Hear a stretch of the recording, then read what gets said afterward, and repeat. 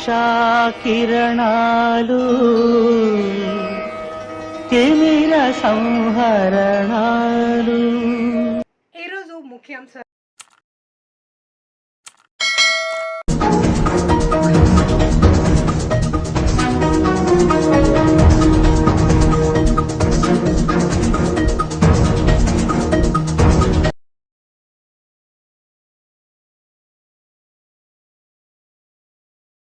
ఏ హామీలైతే అసాధ్యమైనవో, అసాధ్యము ఇప్పట్లో చేయలేమని వాళ్లే సన్నాయి నొక్కులు నొక్కుతున్నారు ఈరోజు అధికారం లేకొచ్చిన వాళ్ళు. వచ్చి నెల తిరక్కముందే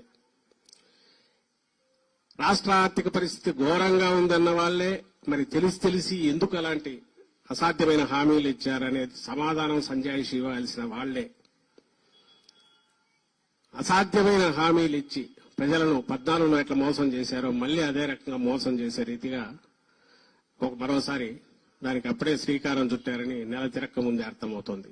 నిన్ననే చంద్రబాబు నాయుడు గారు మాట్లాడుతూ ఈరోజు చూశాను పత్రికల్లో, ఇంత ఖాళీ అవుతుంది అనుకోలేదు ఖజానా అంటున్నారు. అన్ని ఇప్పుడే కావాలని అందరూ ఆశపడుతున్నారు, మరి కష్టమయ్యేట్టుందని చెప్తున్నారు. మరి 6 నెలల ముందు కూడా ఆయనకు తెలుసు ఇదే సంగతి. ఆ హామీలు ఇచ్చేటప్పుడు, లేకుంటే లక్షల కోట్ల అయ్యే హామీలు ఇచ్చేటప్పుడు ఏ రకంగా ఇచ్చారు? ఇదే హామీల్లో ఒక 10% ఇచ్చినా జగన్మోహన్ రెడ్డి గారు సరిపోయేది కదా అని అనేవాళ్లు కూడా ఉంటారు.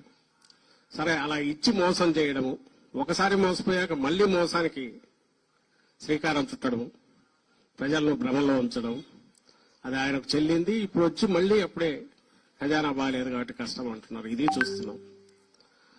మరోపక్క ప్రజల కోసం రాజకీయ పార్టీలు పనిచేస్తుంటే ఓటమి, రాజకీయాల్లో గెలుపోటములు సహజమైనప్పుడు ఆ రోజు జగన్మోహన్ రెడ్డి గారు గత 5 ఏళ్లలో తన పరాని చూడకుండా, కులం చూడకుండా, ప్రాంతం చూడకుండా, పార్టీలు చూడకుండా అందరికీ ఒకే అర్హతే ప్రామాణికంగా ఆయన సంక్షేమ పథకాలు కావచ్చు, ఇంకోటి కావచ్చు ఇవ్వడం, రాష్ట్రాన్ని మొత్తం ఎన్నికలనేవి, రాజకీయాలనేవి ఎన్నికల వరకే ఉండాలి, తర్వాత అవి ఉండకూడదు అనుకున్న నాయకుడుగా ఆయన వ్యవహరిస్తే ఈరోజు వచ్చిన రోజు నుంచి రాష్ట్రంలో అరాచకం ఎట్లా సృష్టిస్తున్నారో, ఒక రావణ కాష్టం ఎట్లా చేస్తున్నారో, పని కట్టుకుని వైఎస్ఆర్ కాంగ్రెస్ పార్టీ కోసం పని చేసినా లేదా ఓటు వేసిన వాళ్ళని కూడా వదలకుండా ఎట్లా దాడులు చేస్తున్నారు, వ్యవస్థ మొత్తం ఎట్లా నిర్వీర్యం అయిపోయిందో అది కూడా గమనిస్తున్నాం.